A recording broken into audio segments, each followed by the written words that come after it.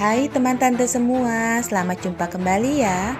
Di film kali ini, tante akan kembali membahas sebuah film vampir yang berjudul Subspesies 5. Di mana di sini akan dikisahkan vampir bernama Radu yang ayahnya adalah seorang vampir kejam dan juga memiliki ibu seorang iblis. Gimana ya ceritanya, kok vampir dengan iblis bisa menghasilkan seorang anak?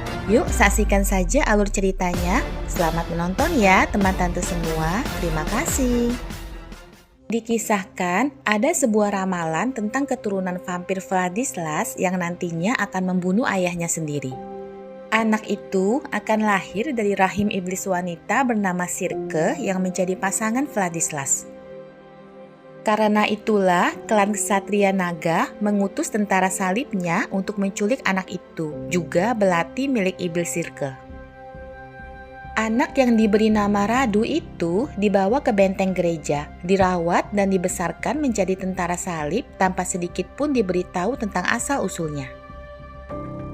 Radu tumbuh menjadi pahlawan besar dalam perang salib. Dia menjelajahi banyak benua untuk membunuh iblis juga makhluk-makhluk kegelapan lainnya. Sampai suatu ketika, takdir membawanya kembali ke kastil Vladislas ayahnya untuk membunuhnya sekaligus mengambil sebuah batu suci bernama Bloodstone. Bersama dengan rekannya Marius, Radu mengendap memasuki kastil itu dan menemukan Vladislas sedang memangsa korbannya bersama dengan iblis Sirke. Iblis Sirke langsung menyerang Marius, sementara Vladislas menyerang Radu. Tapi, begitu mendengar nama Radu, Vladislas menghentikan serangannya. Kelihatannya dia tahu kalau Radu adalah anaknya. Setelah memberitahu yang sebenarnya pada Radu, mereka pun pergi menghilang bagai sekumpulan asap hitam. Marius mencoba meyakinkan Radu yang masih bingung dengan informasi yang didapatnya bahwa semua yang mereka bilang pasti hanya kebohongan. Tapi di hati kecil Radu entah kenapa dia tahu itu benar. Setelahnya mereka pun mengambil Bloodstone dan memeriksa seantero kastil. Lalu menemukan wanita yang dijadikan pasangan Vladislas bernama Helena yang dikurung bersama dengan anak lelaki mereka yaitu Stefan. Yang berarti menjadikan Stefan sama seperti dirinya, anak dari Vladislas. Helena yang ketakutan memohon agar mereka melepaskan dia juga anaknya sambil bersumpah bahwa Vladislas tidak pernah menggigitnya. Sedangkan Marius meminta Radu agar jangan ragu dan secepatnya membunuh mereka sesuai dengan peraturan klan Ksatria Naga. Radu lalu memeriksa leher Helena. Dan karena tidak menemukan bekas gigitan, dia pun memutuskan untuk menolong mereka, meskipun Marius berulang kali mengingatkannya.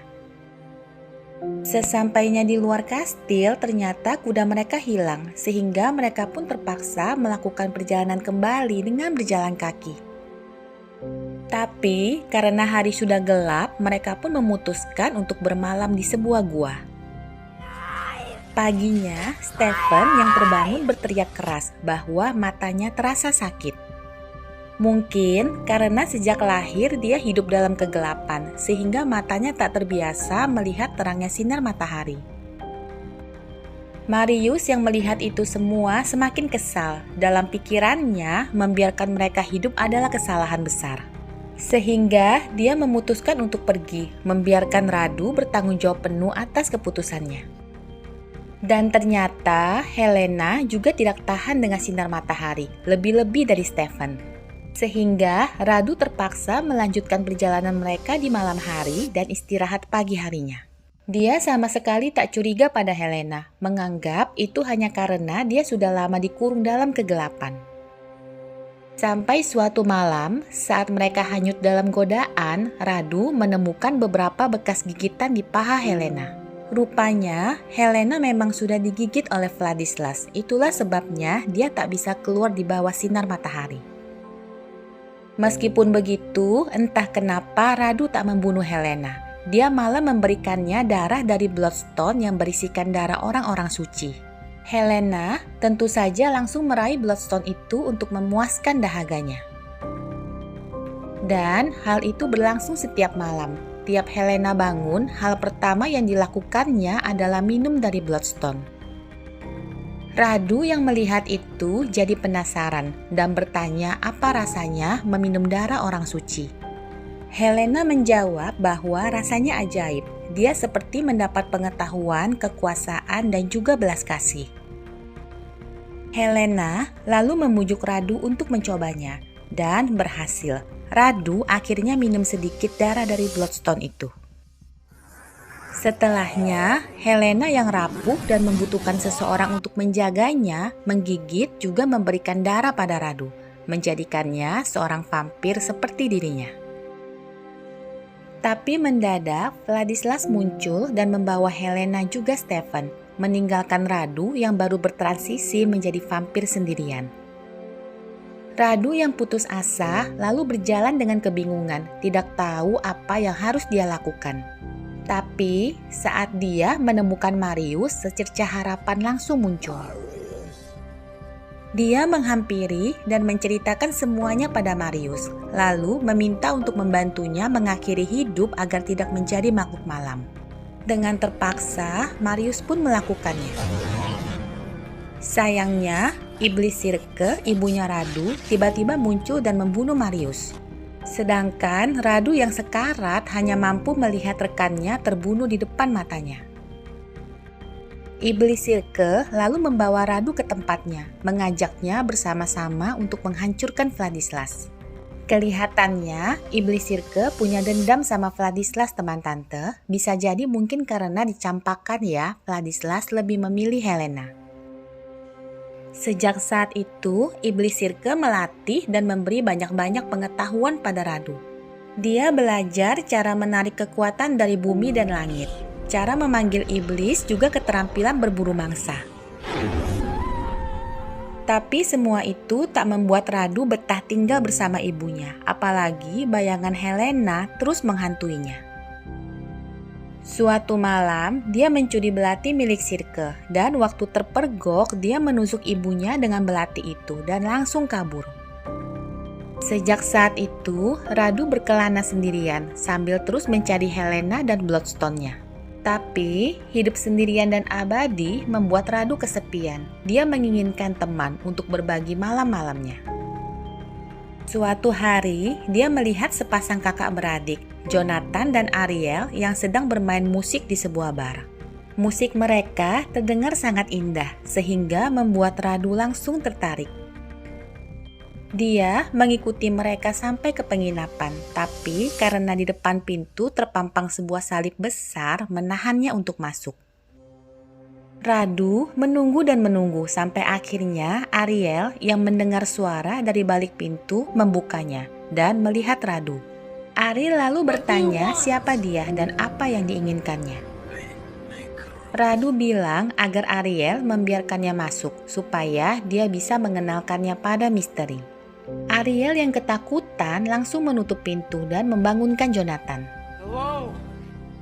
Jonathan dengan berani menghampiri Radu yang bilang kalau dia akan memberikan mereka hidup yang kekal sehingga musik mereka juga akan menjadi kekal. Asalkan mereka mau memberikan pengabdian abadi padanya.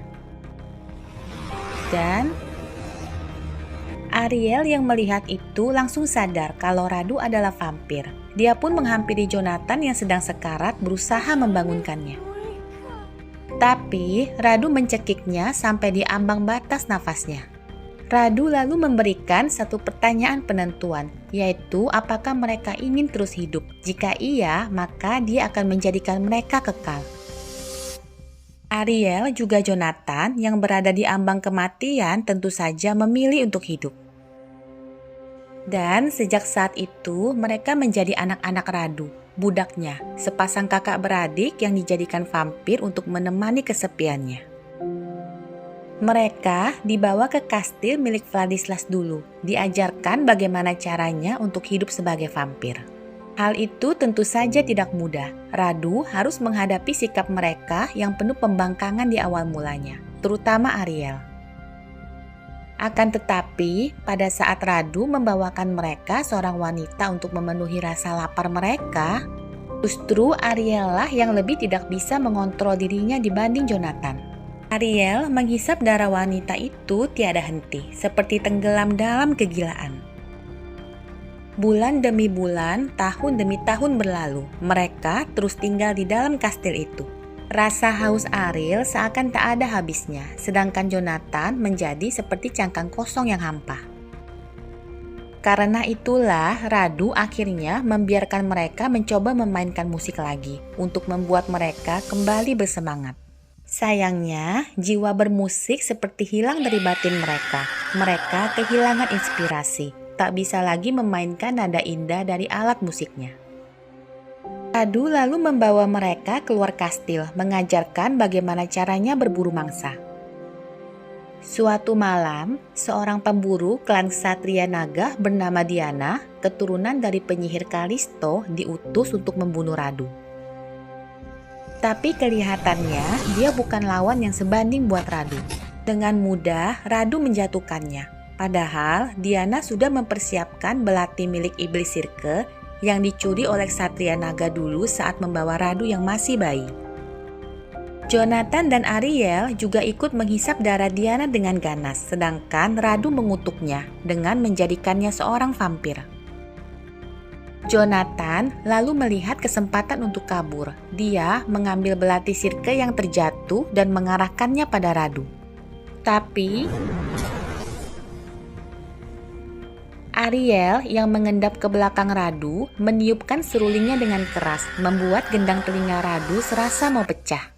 Yang pada akhirnya membuat mereka berhasil pergi dari tempat itu lepas dari cengkeraman Radu.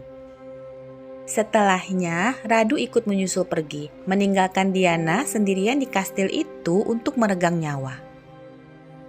Tanpa terasa, sudah 300 tahun berlalu, di mana Radu terus mencari Jonathan juga Ariel. Dan akhirnya menemukan mereka di sebuah kota saat mereka sedang berburu mangsa. Mereka tentu saja kaget melihat Radu yang tiba-tiba muncul dan meminta kembali belati milik iblis Sirke. Mereka lalu bilang kalau belati itu sudah diberikan pada ratu vampir di kota itu, di mana mereka saat ini tinggal di tempatnya. Setelahnya, mereka pun membawa Radu ke tempat ratu vampir itu yang ternyata adalah Helena. Helena tentu saja sudah banyak berubah, bukan lagi Helena yang lemah tak berdaya seperti dulu. Dia telah membuat Vladislas tidur panjang dengan pedang milik iblis Sirke tertancap di dadanya. Sementara Stephen saat ini katanya juga sudah menjadi vampir yang berkelana menjelajahi dunia baru. Kemudian bagaimana dengan Bloodstone? Untungnya Bloodstone masih berada di tangan Helena, tersimpan dengan aman. Radu bahkan diperbolehkan mencicipi kembali darah dari Bloodstone itu, yang tentunya membuat Radu sangat senang. Radu lalu meminta agar Helena menjadi pasangannya, tapi Helena menolak karena menganggap Radu adalah teman lamanya. Helena malah meminta agar Jonathan diberikan padanya sebagai pasangannya, karena Helena suka pada kemudaan dan ketampanan Jonathan. Jika Radu bersedia, maka Radu boleh tetap berada di sampingnya. Mereka tentu saja keberatan karena sudah lama terpisah dari Radu. Mereka bukan lagi anak-anaknya. Mendengar itu, Helena jadi kesal dan menyuruh Radu mendiamkan Ariel sambil berkata bahwa dia sama sekali tak peduli dengannya. Yang dia inginkan hanyalah Jonathan. Ariel pun jadi semakin kesal dan berpikir kelihatannya Radu masih lebih baik dibanding Helena dan menurut saat Radu membawanya pergi. Diam-diam, Radu mencari tempat Helena menyimpan tubuh Vladislas. Dan saat menemukannya, dia mencabut pedang Sirke dari jantung Vladislas lalu dengan cepat menusukkannya kembali. Sambil berkata kalau dia telah memenuhi ramalannya sebagai anak yang membunuh Vladislas. Sementara itu, Helena memberikan sebuah piano pada Jonathan, menyuruhnya mencari kembali inspirasi musiknya agar menjadi bahagia kembali. Tapi kelihatannya inspirasi tersebut benar-benar sudah menguap, tak tersisa lagi sedikit pun, meskipun Helena memberikannya darah dari Bloodstone. Nada yang dihasilkan Jonathan hanyalah nada sumbang berisik yang memekakkan telinga. Mendadak, Radu muncul di belakang Helena, mencoba untuk mengubah pendiriannya agar menjadikan dia sebagai pasangannya. Tapi Helena malah menghinanya, mengatakan semua yang ada pada diri Radu membuatnya muak karena mengingatkannya pada Vladislas. Radu otomatis jadi marah dan menyerang Helena, mencoba untuk mematahkan lehernya. Sayangnya, Helena menusuknya dengan belati iblis Sirke yang memang fatal akibatnya bagi Radu. Melihat itu, Ariel segera membantu Radu untuk keluar, sementara Jonathan sudah lebih dulu kabur dengan membawa Bloodstone. Tapi malang buat Radu, Diana ternyata masih hidup, menunggunya di depan bersiap dengan senjata panahnya. Ariel mencoba menyerang Diana, tapi sebuah tembakan panah di jantung langsung menewaskannya.